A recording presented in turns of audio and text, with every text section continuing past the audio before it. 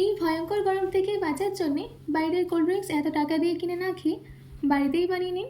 খুবই কম খরচে একদিকে টাকাও বেঁচে যাবে, আবার অন্যদিকে আলাদা করে বাইরেও যেতে হবে না। যে দুটো ড্রিঙ্কের রেসিপি আমি আপনাদের সাথে শেয়ার করব, সেটা খেলে আপনাদের মুড একদম রিফ্রেশ হয়ে যাবে। আর এটা বানানো খুবই ইজি।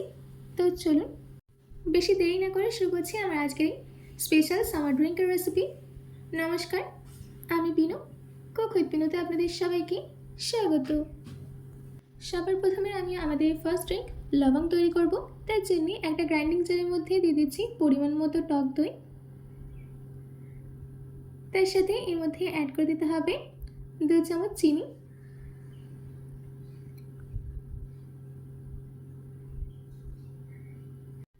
দিচ্ছি 3 চিমটি নুন, 1 ছোট চামচ রসনা, দিচ্ছি কিছুটা পুদিনা পাতা, আর সব শেষে 1/4 কাপ জল দিয়ে এটার একটা স্মুথ পেস্ট রেডি করে নেব। দেখুন, আমাদের এখানে পেস্টটা রেডি করে নেওয়া হয়ে গেছে। এবার আমি এটাকে একটা গ্লাসের মধ্যে সার্ভ করে নিচ্ছি। এবার আমি এর মধ্যে দিয়ে দিচ্ছি একদম ঠান্ডা জল, দিচ্ছি হাফ লেবুর রস। লেবুর রসটা দেওয়ার পর ভালো করে মিশিয়ে নিতে হবে।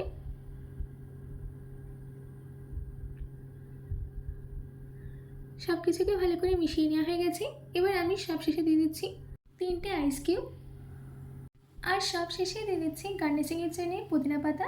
ব্যাস, আমাদের ফার্স্ট ড্রিঙ্ক লবঙ্গ রেডি। এবার আমি আমাদের সেকেন্ড ড্রিঙ্ক রেডি করে নেব, পুদিনা ছাস। তার জন্য গ্রাইন্ডিং জারের মধ্যে দিয়ে দিচ্ছি কিছুটা পুদিনা পাতা, আর তার থেকে একটু কম দিচ্ছি ধনে পাতা, ঝালের জন্য 4টে কাঁচা লঙ্কা, আর 1 ইঞ্চ আদা দিয়ে এটার একটা পেস্ট রেডি করে নেব। দেখুন, আমাদের এখানে কিন্তু পেস্টটা রেডি করে নেওয়া হয়ে গেছে। এবার একটা মাটির হাঁড়ি নিয়ে আমি তার মধ্যে দিয়ে দিচ্ছি পরিমাণ মতো টক দই। আপনারা দইয়ের পরিমাণটা আপনারা আপনাদের ইচ্ছে মতো দেবেন।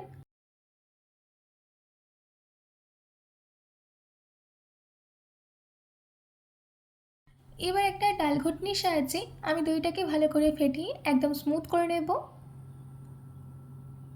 আপনাদের কাছে যদি ডাল ঘুটনি না থাকে তাহলে আপনারা এটার বদলে একটা হুইস্কারও ইউজ করতে পারেন।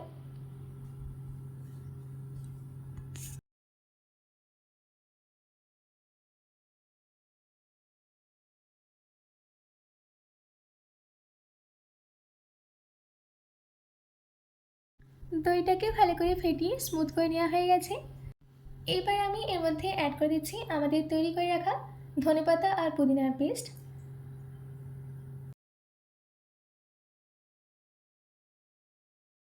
এবার আমি এর মধ্যে অ্যাড করে দিচ্ছি 1 ছোট চামচ বিট নুন, 1 ছোট চামচ ভাজা জিরে গুঁড়ো, দিচ্ছি 1 ছোট চামচ চাট মশলা, দিচ্ছি 2 চামচ চিনি। এবার এই ইনগ্রিডিয়েন্টসগুলো দেওয়ার পর আবারও ডাল ঘুটনির সাহায্যে ভালো করে মিশিয়ে নিতে হবে। ততক্ষণ মেশাতে হবে যতক্ষণে এটা দইয়ের সাথে ভালো করে একদম মিশে যায়।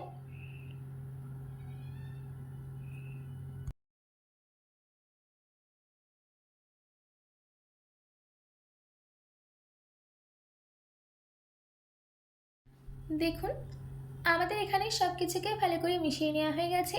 এবার আমি এর মধ্যে অ্যাড করে দিচ্ছি একদম ঠান্ডা জল, আর সব শেষে দিচ্ছি কিছুটা আইস কিউব। আবারও ভালো করে মিশিয়ে নিতে হবে। ব্যাস, আমাদের পুদিনা ছাঁচ একদম রেডি। এবার আমি গ্লাসে সার্ভ করার আগে 2টো আইস কিউব দিয়ে পুদিনা ছাঁচটাকে দিয়ে দিচ্ছি, আর সব শেষে গার্নিশিংয়ের জন্য দিয়ে দিতে হবে পুদিনা পাতা। ব্যাস, আমাদের এই ভয়ঙ্কর গরম থেকে রেহাই পাওয়ার জন্যে আমার এখানে 2টো সামার ড্রিঙ্ক একদম রেডি। এবার আপনারা এই রিফ্রেশ ড্রিঙ্কগুলোকে আপনাদের বাড়ির সদস্য কিংবা অতিথিদেরকে দিয়ে মন জয় করে নিন।